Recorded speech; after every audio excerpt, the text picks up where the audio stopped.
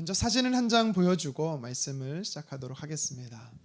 맨 위에 있는 분부터 오른쪽 방향으로 크샨티페, 콘스탄체, 소피아라는 여성입니다. 이들이 누군지 아십니까? 소크라테스의 아내 크산티페, 모차르트의 아내 콘스탄체, 톨스토이의 아내 소피아. 일명 3대 세계 악처라고 불리는 여성들입니다. 이 중에 소크라테스의 아내 크산티페라는 일화를 하나 소개해드리고 싶은데요. 남편의 머리에 소변을 부은 여인입니다. 그러니까 악처죠. 네. 근데요, 제가 한번 곰곰이 생각해봤어요. 소변을 부을 정도면 얼마나 소크라테스가 잘못했을까? 원래 항상 관계는요, 양쪽을 봐야 되거든요. 얼마나 철이 없고 얼마나 말을 안 들었으면 아내가 그 정도로 했을까? 네. 악처는 남편이 만든 거예요. 남자가 잘못입니다. 아멘입니까? 누가 아멘했죠? 그래서 어쨌든 크산티페는요, 악처라는 오명을 받고 있어요. 이렇게 세계 3대 악처처럼 오늘 우리가 읽은 성경에 보면 정말 악처가 한 명 나옵니다. 악한 아내가 나와요. 그가 누구냐면 이세벨이라는 여인이에요. 이세벨은요, 북이스라엘의 아합 왕의 처이자 아내입니다. 그는 엣바알의 딸로 태어나서 대대로 바알 신을 숭배하는 집안에서 자라서 북이스라엘의 여왕이 됐어요. 시집을 온 거지요. 그녀가 이곳에 북이스라엘 땅에 와서 하나님을 경외하는 땅에 와서 그녀가 무엇을 한지 아십니까? 선지자들을 다 죽이고 바알과 아세라를 섬기는 우상들을 만들며 그 나라의 종교를 바꿔버렸어요. 사람 목숨을 파리 목숨보다 귀하게 여기질 않고요, 막 죽이는 겁니다. 그리고 자기 손 안에 나라와 또 심지어 남편까지도 좌지우지하는 거예요. 흔드는 여성이었어요. 그래서 이 이세벨의 여인으로 인해서 아합 왕이 어떻게 합니까? 그 땅을요, 우상 숭배하는 나라로 바꿔버리죠. 아합 왕에 대한 성경의 평가가 있어요. 여러 개 있지만 한 구절을 한번 살펴보겠습니다. 열왕기상 16장 30절입니다. 함께 읽겠습니다. 오므리의 아들 아합이 그의 이전의 모든 사람보다 여호와 보시기에 악을 더욱 행하여. 아멘. 여기서 말하는 모든 사람이라 함은 이스라엘의 모든 왕들 중에라는 뜻이에요. 솔로몬 왕 이후에는요, 이스라엘 땅이 두 개로 분열되거든요. 남쪽 유다와 북쪽 이스라엘로 나눠집니다. 그래서 북쪽 땅은요, 여로보암부터 해서 19명의 왕들이 쭉 이어져 나가는데 아합이 7번째 왕이에요. 그러니까 아합은요, 이 7왕 중에서 가장 악했다, 이 정도가 아니라 북이스라엘의 모든 왕들 중에 가장 악했다라고 성경이 평가하고 있는 겁니다. 하나님을 근심시키는 사람, 하나님의 마음을 노엽게 하는 사람, 한마디로 말해서 악의 표본, 악의 기준이 아합이었다라는 겁니다. 부창부수지요. 그 아내의 그 남편, 그 남편의 그 아내, 그 밥의 그 나물, 그거 아니죠? 악함이 하나님 보시기에 비등했다라는 겁니다. 하나님께서는 이들의 악함과 북이스라엘의 백성들의 타락으로 인해서 어떤 징계를 내리십니까? 3년 반 동안 비를 내리지 않습니다. 그 땅에 가뭄, 기근을 주십니다. 그러면 이쯤 되면 좀 정신 차리고 내가 뭘 잘못했지 깨달아야 되는데, 돌이켜야 되는데 어떻습니까? 전혀 그렇지 않습니다. 그런데 오늘 말씀해 보십시오. 영적 혼탁함 속에서 타락한 상황에서 보석같이 밝게 빛나고 있었던 한 사람이 있지요. 그가 누굽니까? 오바댜입니다.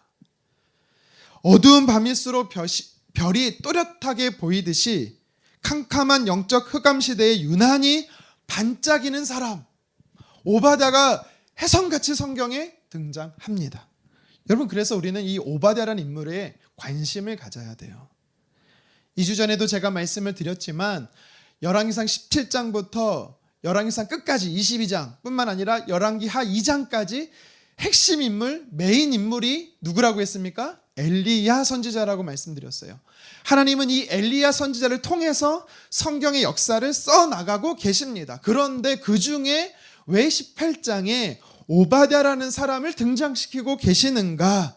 여러분, 그래서 우리는 유심히 살펴봐야 되는 거예요.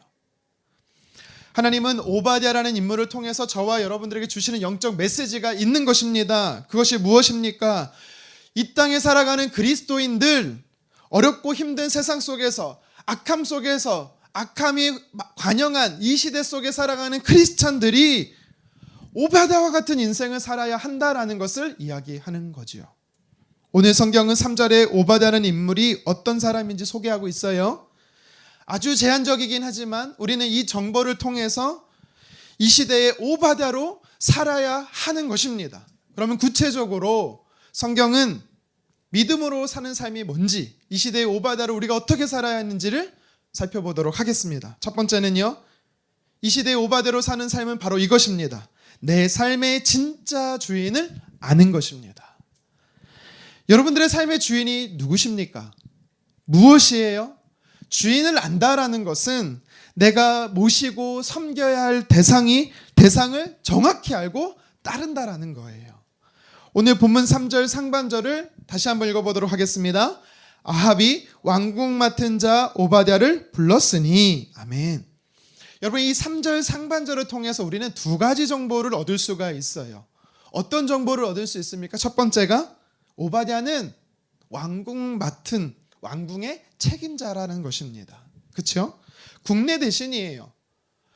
왕궁 맡은 자 국내 대신은 아주 높은 고위직입니다. 오늘로 비유하자면 대통령 비서실장 정도 될 것 같아요. 그리고 왕궁 맡은 자는요, 중책에 해당합니다. 왕의 두터운 신임을 갖고 있어요. 받아야 돼요. 언제든지 어느 때든지 부르고 상의하고 의논할 수 있는 사람이어야 하기 때문이죠. 그런 위치에 있었던 사람이 오바댜였다라고 성경이 말하는 겁니다. 그리고 오늘 3절 상반절에서 성경이 우리에게 주는 정보가 또 한 가지 무엇입니까? 이 사람의 이름이 오바댜라는 거예요. 여러분, 오바댜라는 이름이 왜 우리에게 특별한 정보를 주는지 아세요? 유대인들하고 우리 한국 사람들하고 비슷한 게 있는데 이름에 의미가 담겨 있다라는 겁니다. 여러분, 부모님들이 여러분들의 이름을 지어주실 때나 여러분들의 자녀들에게 이름을 지어줄 때 막 짓지 않았잖아요. 이런 사람이 됐으면 좋겠다, 염원하면서 이름을 지어줬잖아요. 그렇지 않습니까? 제가 대학원 졸업 논문을 이 엘리야의 제자 엘리사 선지자에 대해서 썼거든요. 그래서 엘리사 선지자와 관련된 성경을 읽다 보니까 반복되는 단어가 나와요. 뭐냐면 하나님의 사람, 하나님의 사람. 그래서 이 하나님의 사람이란 단어가 너무 좋은 거예요.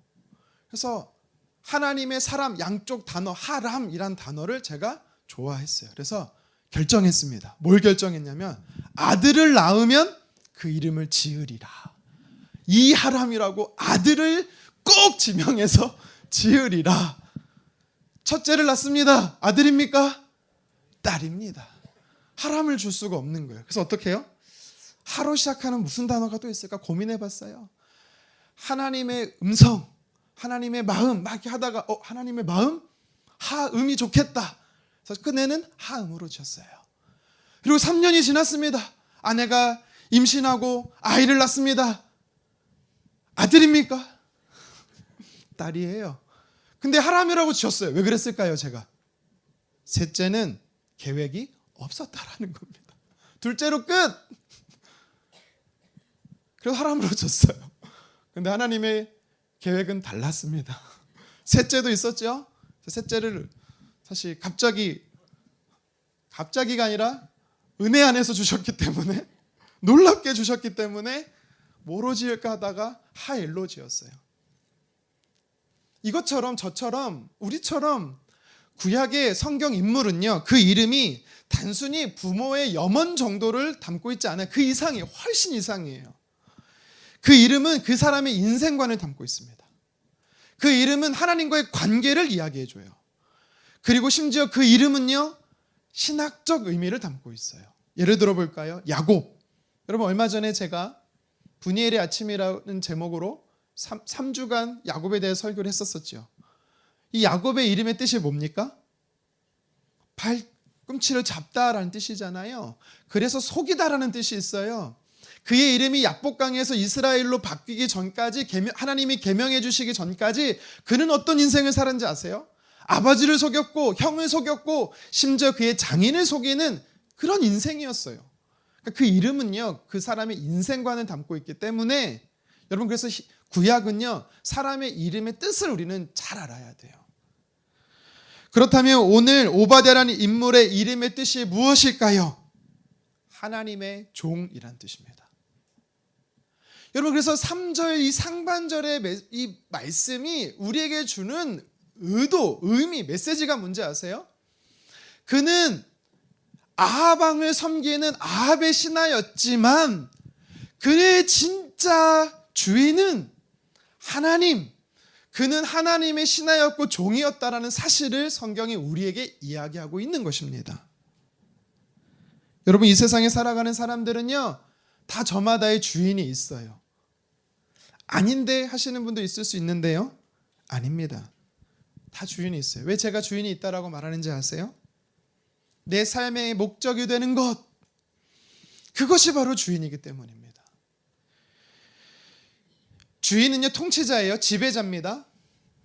내가 무언가에 영향받고 있다면, 가장 영향받고 있는 것이 하나님이 아니고 다른 것이라면 여러분은 여러분 모르게 그것에 종이 되어가고 있는 거예요.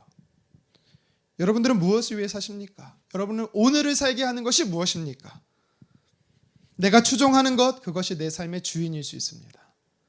혹시 건강입니까? 자녀입니까? 물질입니까?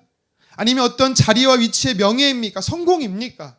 여러분들이 하나님이 아닌 더 사랑하는 것, 그것이 여러분의 삶의 주인일 확률이 높습니다. 그래도 아닌데 라고 하시는 분들을 위해서 제가 한번 역으로 한번 질문을 해볼게요. 가정하는 겁니다. 만약 가정하는 거예요. 그 얘기는 뭐예요? 우리 하나님은 그런 분이 아니시다라는데도 불구하고 제가 가정하는 겁니다. 하나님께서 여러분들에게 여러분들이 아끼는 거 한 가지를 내가 가져가겠어 라고 한다면 너의 건강을 약화시킬 거야. 너의 물질을 가져갈 거야. 너의 사업을 실패하게 할 거야. 그리고 너의 자녀의 생명을 단축시킬 거야. 여러분, 이 중에 한 가지를 하나님 가져가신다면 들으실 수 있습니까? 한 가지라도 들으실 수 있어요? 어쩌면 이것들이 우리 삶의 주인 될 수 있다는 겁니다. 여러분, 다시 말씀드립니다. 우리 하나님은 그런 분이 아니세요. 오해하지 마십시오. 욥은 어땠습니까? 하루아침에 그의 가축들이 다 죽었어요. 하루아침에 재물을 다 빼앗겼어요. 한낮 한시에 7명의 아들들, 3명의 딸들, 10명이 싸그리 다 죽었습니다. 끝이 아니죠. 욥의 온몸에 악성 종기가 발병했습니다. 그 순간 욥은 뭐라고 하나님 앞에 고백했습니까? 주시는 분도 하나님이시고 취하시는 분, 걷어가시는 분도 하나님이시기에 하나님 홀로 높임을 받으소서. 여러분, 이런 고백할 수 있을까요? 모르겠습니다. 제가 이렇게 고백할 수 있을지 모르겠어요. 하지만 분명한 사실은 욥에게 있어서만큼은 하나님은 주인이셨다라는 사실입니다. 저와 여러분들이 오늘 이 오바댜처럼 그리고 욥처럼 하나님이 내 삶의 주인 되기를 간절히 소망합니다. 나의 삶의 주인 되신다. 나는 하나님의 종이다. 여러분, 이게요, 따분한 인생, 불편한 인생, 부담스러운 인생, 고통스러운 인생이 절대 아니에요. 하나님이 내 삶의 주인이다. 내가 하나님의 종이다라는 것은요, 이것만큼 가치 있고 귀하고 추구해야 될 삶이요, 다른 게 없어요. 비교할 게 없어요. 왠지 아십니까? 히브리인들에게 있어서요, 이스라엘 백성들에게 있어서 종이 된다라는 것은 누구의 소유가 된다라는 거거든요. 그러면 주인을 섬겨야 하는 의무가 있어요. 종의 의무가 있습니다. 여러분, 근데요, 종에게만 의무가 있는 게 아닙니다. 주인에게도 의무가 있어요. 종을 부리려면 주인으로서 반드시 책임져야 되는 3가지가 있습니다. 그래서 3대 책무라고 이야기해요. 뭔지 아십니까? 첫 번째는요, 주인은요, 종의 살아갈 집을 책임져 줘야 돼요. 주인은요, 종의 먹을 양식을 날마다 공급해야 됩니다. 주인은요, 종의 가장 중요한 안전을 책임져 줘야 돼요. 하나님이 내 삶의 주인 되신다, 나는 하나님의 삶의 종이다라는 건 무슨 뜻인지 아세요? 하나님이 내 삶에 날마다 일용할 양식을 공급해 주신다라는 사실입니다. 하나님이 내가 거주할 안전한 집을 허락해 주신다라는 거고, 오늘도 언제든지 하나님은 나를 지켜 보호해 주신다는 이 책임감을 반드시 행하신다라는 의무를 가지고 계시다라는 거예요. 여러분, 그래서요, 저는 솔직하게 말씀드릴게요. 내가 하나님의 종인 것, 하나님이 내 삶의 하나님이신 것이 저는 가장 복된 것이라고 생각합니다. 수지 맞은 거예요? 대박난 거예요? 여러분, 옆 사람에게 고백하세요. 너 대박났어. 당신 대박난 인생이야. 하나님이 저와 여러분의 삶의 주인 되시기 때문에 여러분, 우리는 대박난 인생인 줄 믿으시기를 바랍니다. 성경에 보십시오. 하나님께서요, 여호와의 종, 하나님의 종이라고 말하는 지칭하는 사람들이 있어요. 아무한테나 하지 않습니다. 누구한테 하나님이 넌 나의 종이야 라고 말씀한지 아세요? 모세, 여호수아, 아브라함, 다윗과 같이 우리가 존경하는 대상들, 믿음의 사람들에게만 하나님이 종이라고 말씀하세요. 그러니까 다시 말하면요, 하나님의 종이 된다, 하나님이 내 삶의 주인이다라는 건요, 아주 영광스러운 거예요.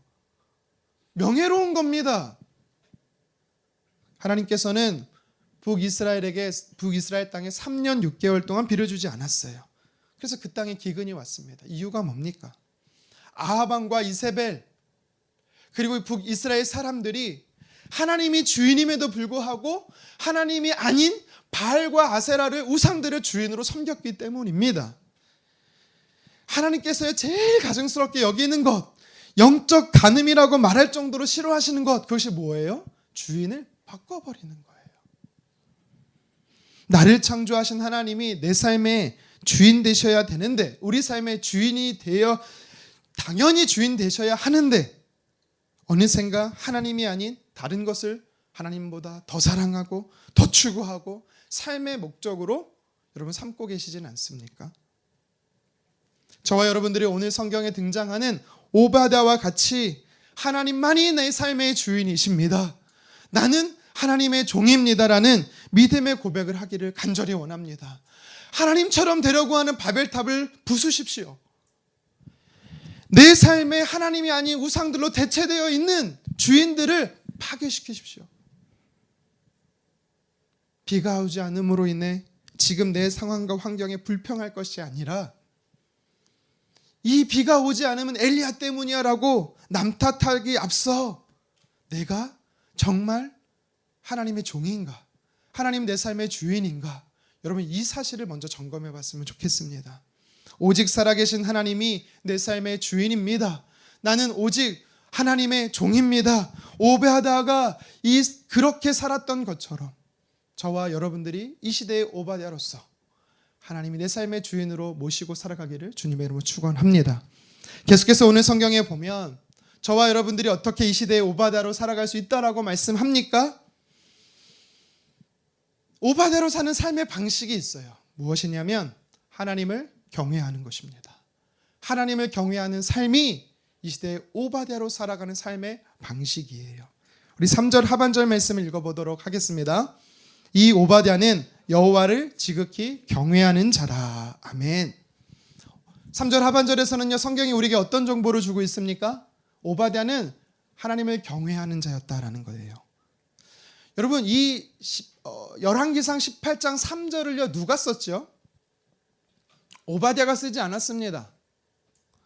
신학자들은 누가 열왕기 상하의 저자인지는 잘 모른다라고 이야기를 해요. 우리가 모를 뿐이지 누가 쓰긴 썼을 거예요. 그런데 우리는 알잖아요. 모든 성경은 하나님의 감동으로 된 것이잖아요. 성령의 영감으로 기록된 거잖아요. 다시 말해 하나님이 쓰셨다라는 거예요. 그러면 여호와를 경외하는 자다라고 말하는 건 누가 인정했다라는 거예요? 하나님께서 인정했다라는 겁니다. 여러분, 평가는요 여러 사람이 할 수 있어요. 먼저 나를 평가할 수 있는 대상이 나예요. 내가 나를 평가할 수 있습니다. 하지만 내가 나를 평가하게 되면 어떤 문제가 있죠? 굉장히 주관적입니다. 그렇죠? 나에게 굉장히 관대하거든요. 여러분 지금까지 살면서 저는요 저를 한 번도 직접 본 적이 없어요. 있는 사람 있어요? 우리는 거울이나 비춰지는 나의 모습을 본 적은 있더라도 내가 나를 직접 본 사람은 아무도 없어요. 그것처럼 인간은요 본인이 평가하기에 자신은 한계가 있는 존재입니다. 그래서 누가 필요합니까? 제3자가 필요하지요. 나를 다른 관점에서 다른 시각에서 다각도로 나를 볼 수 있는 제3자의 평가가 필요합니다. 그런데 제3자의 평가도 한계가 있습니다. 어떤 한계가 있는지 아세요? 평가하는 그 시간, 평가하는 그 순간만큼 우리는 연기할 수 있어요. 포장할 수 있습니다. 여러분 주일날 제가 얼마나 연기하고 있는지 아세요? 여러분들 앞에서 거룩하죠. 평일에 집에 있는 저의 모습을 보면 깜짝 놀랄 겁니다. 목사님 왜 저래? 저는 그래서요 깔끔하게 연기하고 있어요. 이 시간에는 사람은요 연기할 수 있어요. 사람을 속일 수가 있어요. 그래서 제3자의 평가도 한계가 있는 겁니다. 그러면 객관적이고 정확한 판단을 누가 할 수 있을까요? 오직 하나님만 하실 수 있습니다. 어떻게요? 하나님은 나를 만드시고 창조하셨을 뿐만 아니라 나의 머리털의 숫자까지도 다 세실 수 있는 나를 너무 잘하는 분이시다라고 성경이 말하잖아요. 이 정도뿐만 아니라 사람은 외형을 보지만 우리 하나님은 어떤 분이세요? 내가 무슨 생각을 하는지, 내가 어떤 의도를 가지고 있는지 다 파악하시는 분이세요. 그래서 사람을 속일 수는 있어도 우린 하나님을 속일 수 없는 존재예요. 그런데 그 하나님께서 오늘 오바댜를 향해서 평가하는데 뭐라고 평가하신 거예요? 오바댜는 나를 경외하는 자야. 그 진짜라는 사실이에요, 여러분. 여러분들은 누구의 평가 속에 살아가고 계십니까? 나는 항상 옳고 다른 사람은 틀렸다라고 생각하는 분들이 계시다면 그런 분들은 자기 평가에 살아가는 사람들이에요. 객관성이 결여된 분들입니다. 또 다른 사람들이 나를 뭐라고 말하는지 다른 사람의 평가에 귀 기울인 분들이 있잖아요. 나를 향해서 칭찬하면 막 우쭐대고 좋아져요. 근데 나에 대해서 서운한 얘기를 하잖아요. 그러면 속이 막 뒤집어지고 화가 나고 막 이런 분들 있잖아요. 여러분 이런 분들은요 유리 멘탈이에요. 너무 상대방 의식하지 마세요. 나도 그들도 틀릴 수가 있다니까요. 정확하지가 않아요. 진짜 나를 정확히 보고 싶으면 여러분 우리는요 어떻게 해야 됩니까? 나의 소리, 세상의 소리를 듣는 것이 아니라 하나님의 소리를 들어야 돼요. 하나님의 음성을 들어야 합니다. 우리가 하나님의 소리와 음성을 어떻게 들을 수 있습니까? 기록된 음성인 성경을 통해서 하나님의 말씀을 통해서 그 말씀을 읽고 그 말씀을 듣고 그 말씀을 묵상하고 암송을 통해서 우리는요 나를 향하신 하나님의 뜻을 분별할 수가 있는 것입니다. 사람이 아니라 하나님이 나를 어떻게 보는지가 정말 중요해요. 그리스도인은 세상의 기준으로 사는 인생이 아닙니다. 하나님의 말씀의 기준으로 사는 사람들이 그리스도인입니다. 저와 여러분들을 오바댜처럼 하나님의 말씀을 따라 살면서 하나님께서 인정하시는, 하나님께서 칭찬하시는 사람 되기를 주님의 이름으로 축원합니다. 다시 3절 말씀 하반절에 보면 하나님께서요 오바댜를 향해서 경외하는 자라고 말하는데요. 그럼 경외하다라는 단어가 정확히 뭘까요? 좀 이해하기 쉽게 제가 두 단어로 좀 표현하고 싶어요. 첫 번째 단어는 존경하는 것입니다. 우리 젊은 친구들이, 청소년, 청년들이 막 엄지척하면서 리스펙 이런 말을 해요. 대단해. 여러분 이게 진짜 존경, 리스펙이라는 단어가 존경인데 이렇게 하는 게 존경일까요? 아닙니다. 성경에서 말하는 존경하다라는 것은요 우리 심령 깊숙한 곳에서부터 하나님을 깊이 존경하는 그 존경함이 하나님을 두려워할 정도로 그 마음으로 하나님을 경배하는 것, 그것이 존경하다, 즉 경외하는 것입니다. 그리고 두 번째 단어로 표현하고 싶습니다. 신뢰하다라는 것입니다. 이것은 전적인 신뢰예요. 하나님께서 하나님의 뜻을요 가감하지 않고 하나님을 온전히 신뢰하기 때문에 끝까지 하나님을 따라가는 것, 여러분 이것이 바로 경외하다라는 겁니다. 그러니까 이런 뜻에서 우리가 경외함을 가지고 하나님께서 오바댜를 향해서 너는 나를 경외하는 자라고 인정하셨다라면 오바댜는요 어떤 삶을 살았다라는 것입니까? 하나님을 깊이 존경하는 자로서 하나님의 뜻을 끝까지 따르는 신뢰하는 자였음을 우리는 알 수가 있는 것입니다. 오늘 본문의 오바댜처럼 하나님께서 경외하는 자다라고 칭함받은 사람이 또 누구 있습니까? 많이 있겠지만 단연코 저는 아브라함을 꼽을 수 있을 것 같습니다. 창세기 22장에 보십시오. 정말 하나님께서 아브라함에게 터무니없는 요청을 하고 계세요. 요구를 하고 계세요.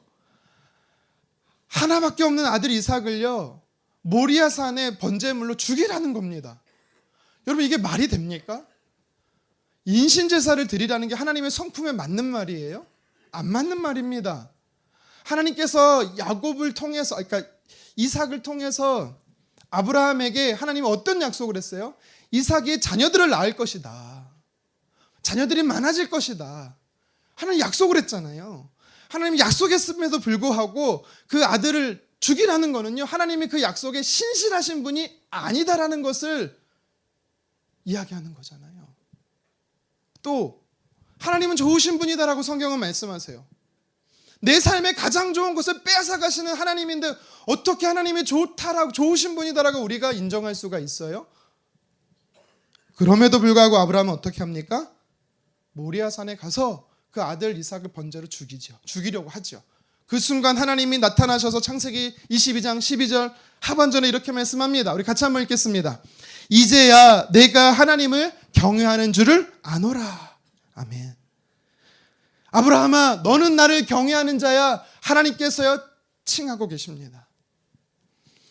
자신의 경험을 통해서 자신의 상식선에서 아브라함이 주님을 따라간 게 아닙니다. 아브라함은 하나님을 경외하는 자였어요. 이해할 수 없어도 끝까지 신뢰함으로 따라간 순종한 자가 바로 아브라함입니다. 깊은 내면에서부터 하나님을 두려워함으로 하나님을요 경배하는 자가 바로 아브라함이었다라는 거예요. 이런 아브라함의 경외함이 오늘 본문의 오바댜의 경외함이었다라는 사실이지요.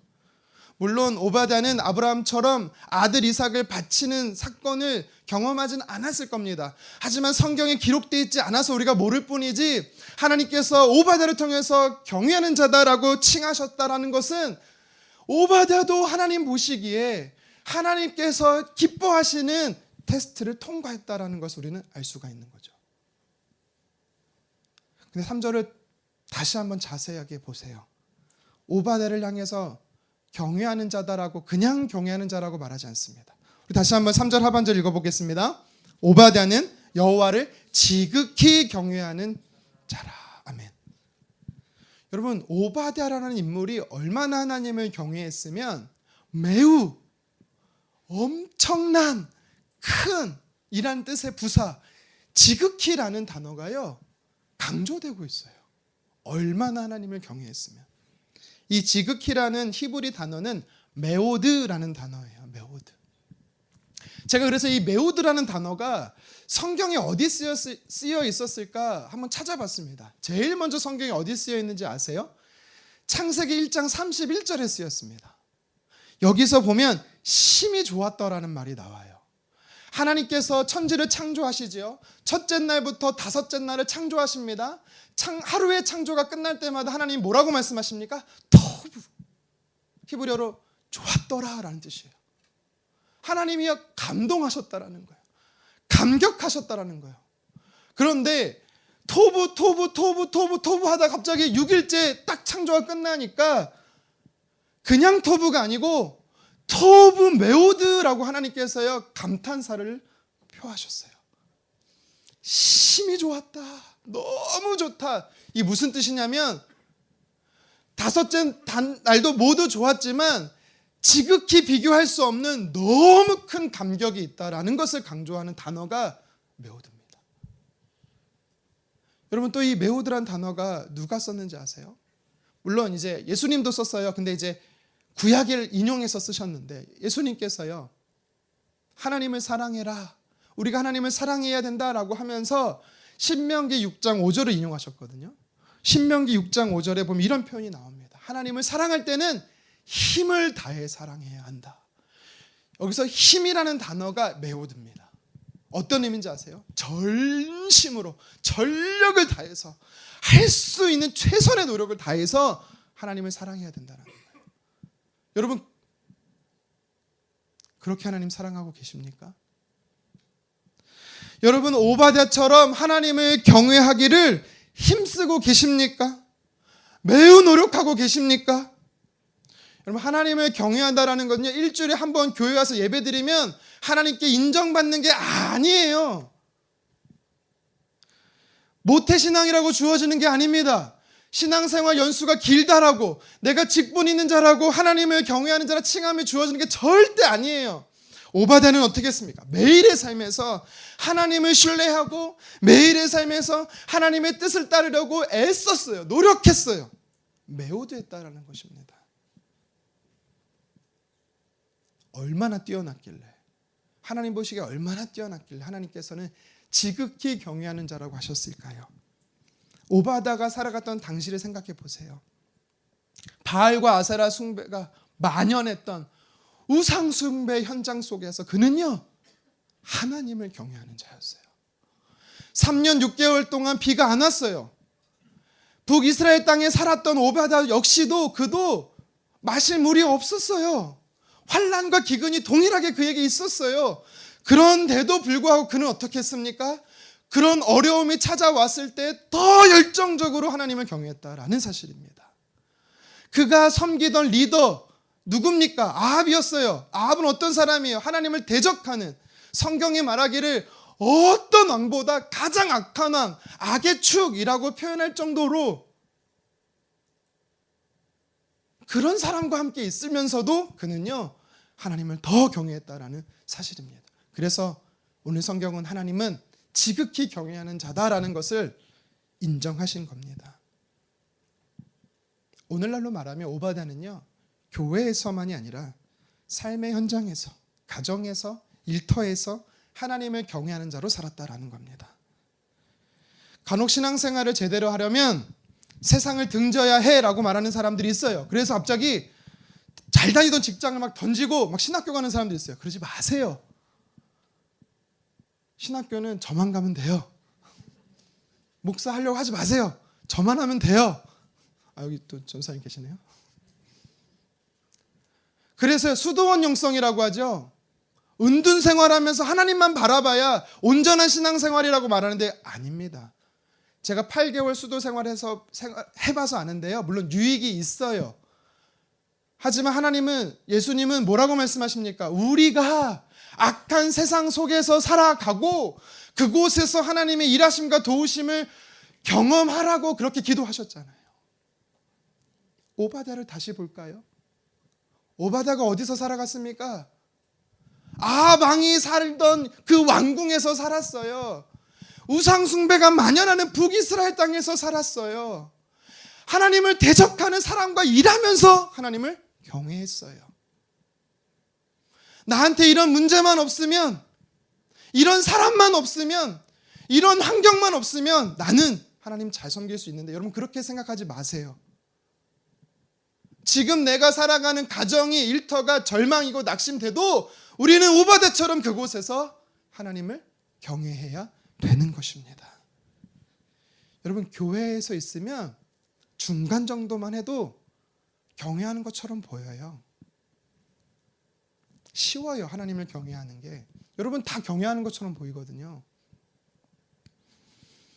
근데 하나님을 경외하는 것이 언제 힘든지 아십니까? 너무 바빠서 기도합니다라는 책에 보니까요, 책의 저자가 이렇게 질문을 해요. 아무도 없을 때 당신은 누구입니까?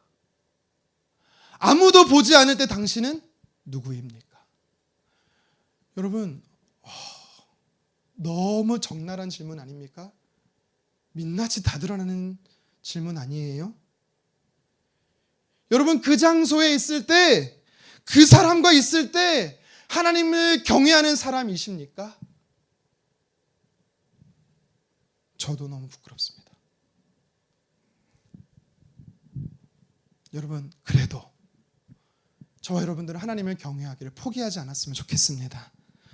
오바댜라는 인물이 오늘 성경에 하나님을 지극히 경외하는 자였다라고 기록되어 있는 것은요, 오바댜니까, 오바댜 외에는 하나님을 경외할 수 없어라고 성경이 기록한 게 아니라, 오바댜처럼 저와 여러분들도 이 시대의 오바댜로 살라라고 지극히 하나님을 경외할 수 있다라고 하나님이 격려하고 있는 것입니다. 사랑하는 성도 여러분, 하나님을 경외하는 사람, 믿음의 사람 되기를 소망합니다. 특별히 내가 몸담고 살아가는 장소에서 가장 많은 시간을 할애하는 그 현장에서 하나님을 경외하는 자 되기를 원합니다. 그리고 자주 만나는 사람, 특히 하나님을 믿지 않음으로 대적하는 그와 함께 있을 때 오바댜처럼 지극히 하나님을 경외하는 자가 되기를 소망합니다. 말씀을 정리하겠습니다.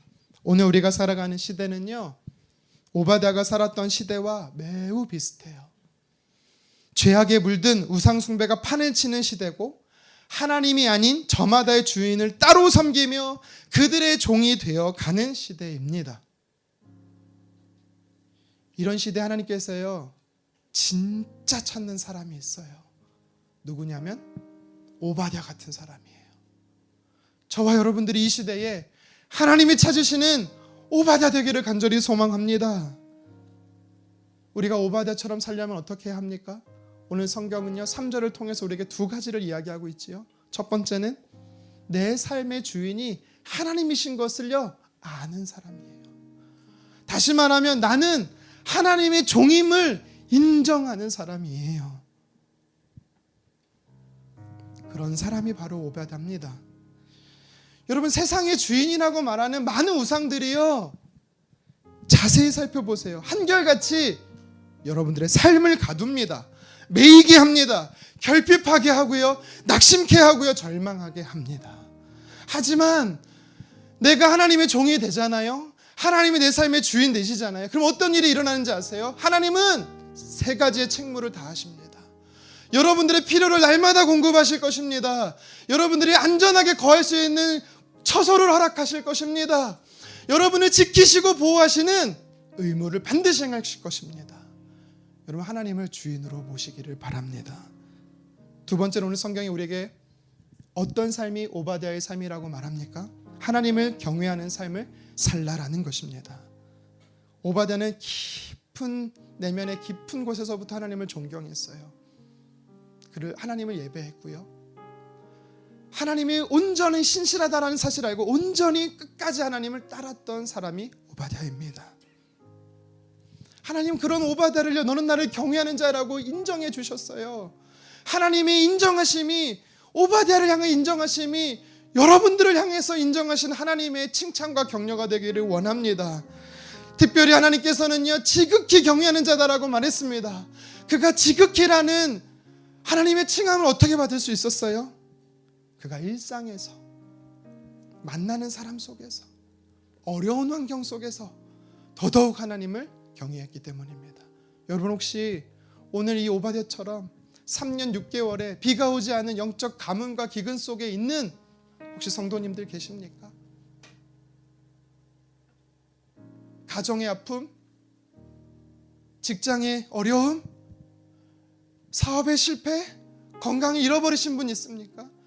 여러분, 내 인생의 흉년, 내 인생의 가뭄이 있다 할지라도 우리는 오바댜처럼 더더욱 하나님을 경외해야 합니다. 내가 살아가는 현장이 바알과 아세라 같은 우상 숭배가 만연하는 곳이라 할지라도 우리는 그곳에서 더더욱 하나님을 경외해야 합니다. 내 직장 동료, 나의 상사, 바로 상사가 아합과 같은 하나님을 적대하는 사람이 있습니까? 여러분, 그럴수록 더더욱 하나님을 경외하는 사람 되었으면 좋겠습니다. 그래서 세상 속에 살아가되 하나님을 경외하는 자라고 칭찬받고 인정받는 저와 여러분 되기를 원합니다. 저와 여러분들이 하나님만을 주인으로 섬기고 하나님을 경외하는 자가 되어서 이 시대 오늘날의 오바대로 살아가기를 주님의 이름으로 축원합니다.